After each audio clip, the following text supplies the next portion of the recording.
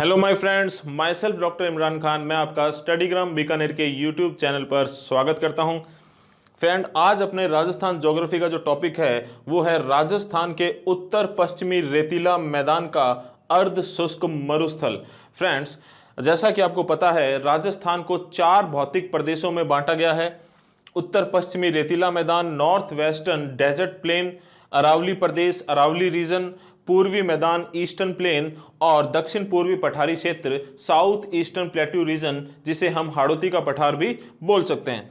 Friends, इस उत्तर पश्चिमी रेतीला मैदान को 25 सेंटीमीटर समवर्षा रेखा या आइसोहाइट लाइन 2 भागों में बांट देती है, शुष्कतम मरुस्थल और अर्ध शुष्क मरुस्थल। तो आज का अपना टॉपिक यही है फ्रेंड्स, अर्ध शुष्क मरुस्थल, जिसे 4 प्रादेशिक खंडों में बांटा गया है: घग्गर बेसिन, शेखावाटी, नागौर उच्च भूमि और लूनी बेसिन। फ्रेंड्स, इसे जस्ट पहले वाले वीडियो में, अगर आपने वो वीडियो नहीं देखा है तो उसे जरूर देखें। उस वीडियो में हमने घग्गर बेसिन और शेखावाटी क्षेत्र पर चर्चा की थी।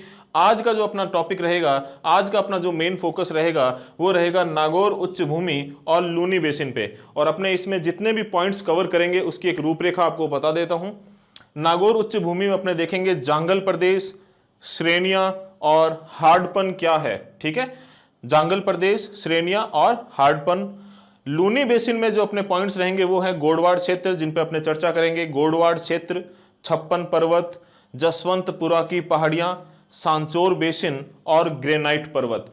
तो चलिए फ्रेंड्स, शुरू करते हैं आज का अपना टॉपिक, नागौर उच्च भूमि। तो यहां से इसको उठाएं और यहां एक बड़े डायग्राम के रूप में रखें। तो देखिए, गौर कीजिए, जो नागौर उच्च भूमि है वो घग्गर बेसिन और शेखावाटी के दक्षिण में स्थित है और 2 जिलों को, कितने जिलों को? 2 जिलों को कवर करता है ये क्षेत्र, बीकानेर और नागौर। सबसे पहले देखिए, आपके सामने लिखा हुआ है जांगल प्रदेश। ये जांगल प्रदेश जो है बेसिकली बीकानेर और इसके आसपास के क्षेत्र को बोला जाता है। फ्रेंड्स, क्यों बोला जाता है? मरुस्थलीय झाड़ियों की अधिकता के कारण। देखिए, इससे थोड़ा सा एक हिस्ट्री का जो फैक्ट जुड़ा हुआ है वो बताता हूं आपको मैं।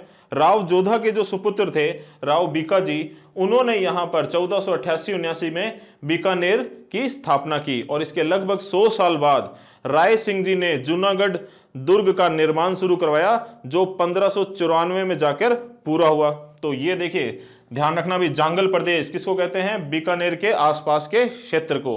अब थोड़ा फोकस कीजिए नागौर पर। नागौर में सबसे पहले देखेंगे श्रेणियां क्या है। फ्रेंड्स, श्रेणियां जो है वो अवशिष्ट पहाड़ियां हैं और जो हमें याद रखनी है वो 3 श्रेणियां हैं: मकराना श्रेणी, मांगलोद श्रेणी और जायल श्रेणी। अच्छा, मकराना श्रेणी क्यों फेमस है भाई? अपने सफेद मार्बल के लिए। मकराना श्रेणी क्यों फेमस है? इन पहाड़ियों पर क्या पाया जाता है? सफेद मार्बल। मांगलोद श्रेणी क्यों फेमस है भाई? इन पहाड़ियों में क्या पाया जाता है? जिप्सम। हमने पिछले वीडियो में चर्चा की थी, जिप्सम उर्वरक खनिज है।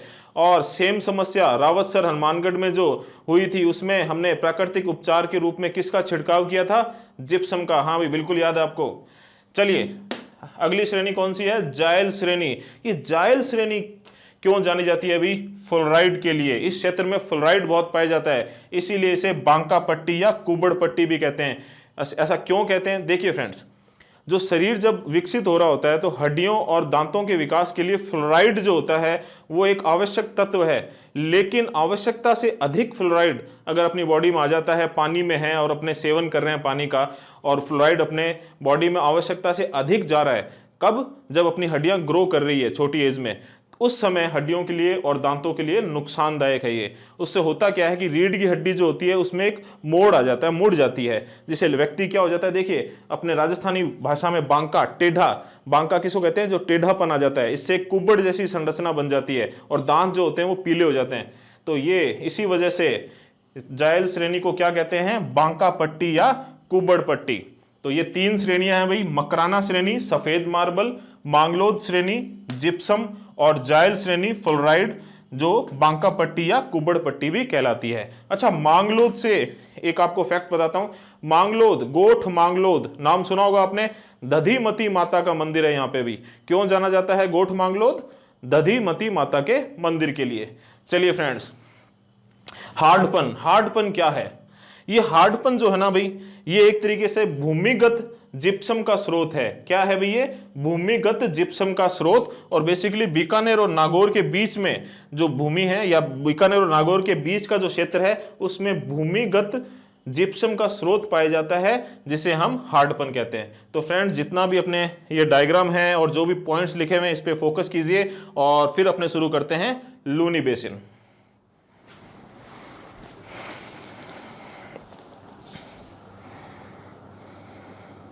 चलिए फ्रेंड्स, वीडियो को आगे बढ़ाते हैं। तो अब तक अपने ने वीडियो में चर्चा की है नागौर उच्च भूमि पर। हमने इसमें देखा कि इसमें दो जिलों को शामिल किया जाता है, बीकानेर और नागौर। अच्छा, बीकानेर के आसपास के क्षेत्र को झाड़ियों की अधिकता के कारण ही जांगल प्रदेश बोला जाता है। और इसी क्षेत्र में 1488-79 में राव बीका जी ने बीकानेर नगर की स्थापना की थी।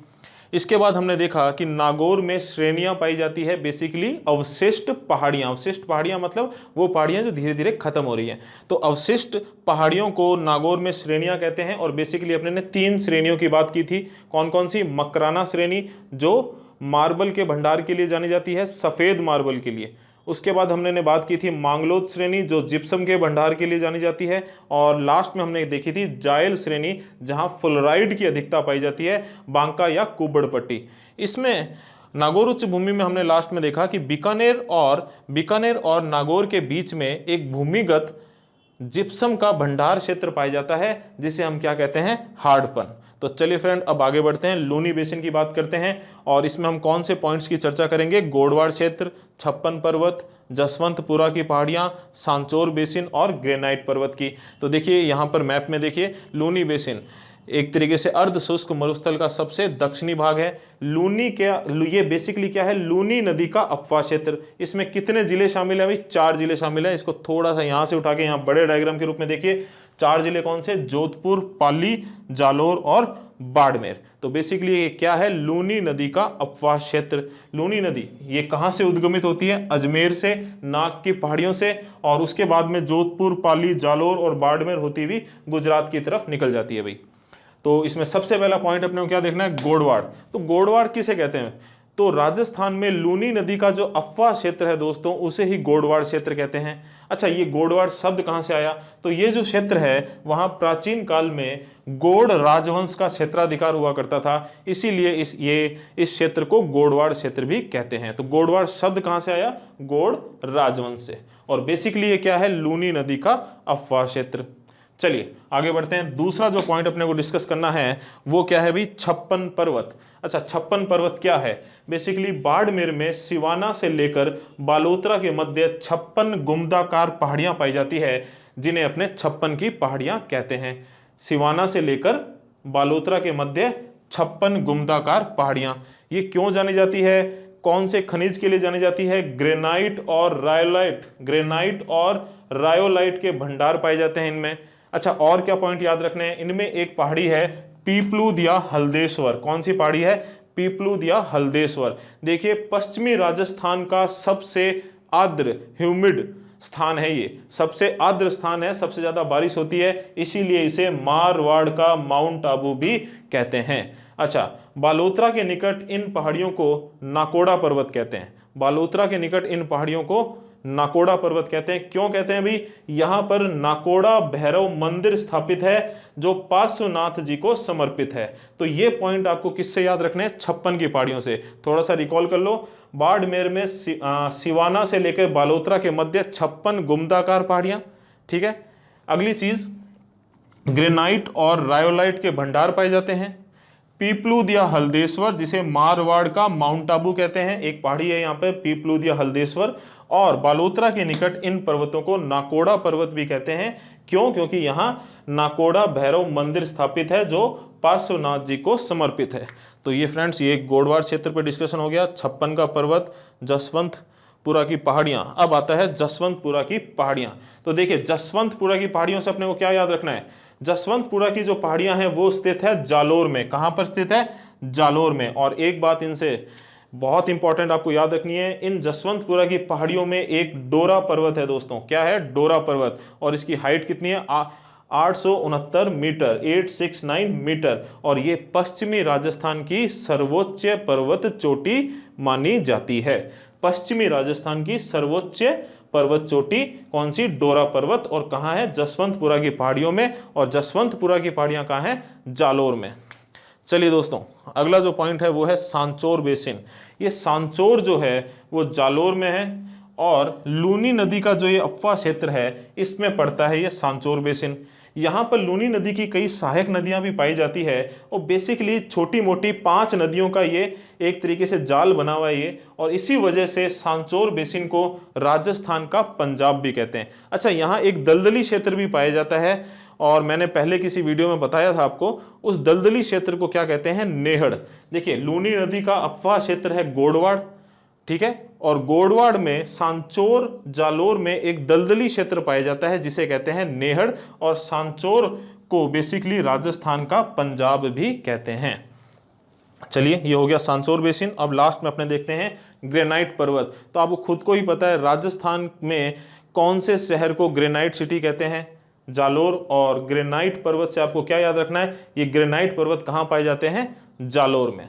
तो चलिए फ्रेंड, आई होप आपको समझ में आया होगा आज का वीडियो, और जो भी पॉइंट्स हैं एग्जाम पर्पज से काफ़ी इंपॉर्टेंट है तो प्लीज़ नोट डाउन कर लेना। लास्ट में वीडियो में मैं साइड हो जाऊंगा, आप आराम से पूरा जितने भी डायग्राम बने हैं, जितने भी पॉइंट्स लिखे हुए हैं, आराम से आप नोट डाउन कर सकते हो।